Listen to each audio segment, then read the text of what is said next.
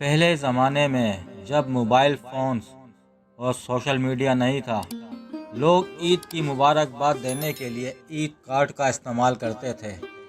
یہ خوبصورت رنگین کارڈ ہوتے تھے جن پر چمکدار ڈیزائن، پھول، چاند، ستارے اور عید کی مبارکباد کے خوبصورت الفاظ لکھے ہوتے تھے۔ کچھ کارڈز ہاتھ سے بنائے جاتے تھے جس میں بچے اور بڑے اپنی تخلیقی صلاحیتیں بروئے کار لاتے تھے۔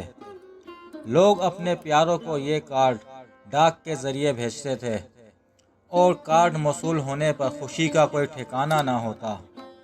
بعض اوقات رشتہ داروں اور دوستوں کے گھر جا کر بھی کارڈز دیے جاتے تھے۔ یہ ایک ایسی روایت تھی جو محبت اور تعلق کو مضبوط کرتی تھی۔ عید کی خوشیاں صرف کارڈ تک محدود نہیں تھی، بلکہ اس میں کئی اور رسومات شامل تھی۔ عید کی تیاریاں، گھروں میں صفائی، نئے کپڑوں کی سلائی، مہندی لگانا اور گھر کو سجانا۔ میلے اور تفریح، بچوں کے لیے چھوٹے میلے لگتے جہاں گھوڑے کی سواری، جھولے اور کھانے پینے کی چیزیں ہوتی۔ آج کل ٹیکنالوجی کی وجہ سے عید کارڈ کی روایت ختم ہو گئی، لیکن پھر بھی کچھ لوگ اسے زندہ رکھنے کی کوشش کرتے ہیں۔ یہ روایت نہ صرف ہماری ثقافت کا حصہ ہیں، بلکہ ان سے وابستہ یادیں ہمیشہ دلوں کو گرماتی رہیں گی۔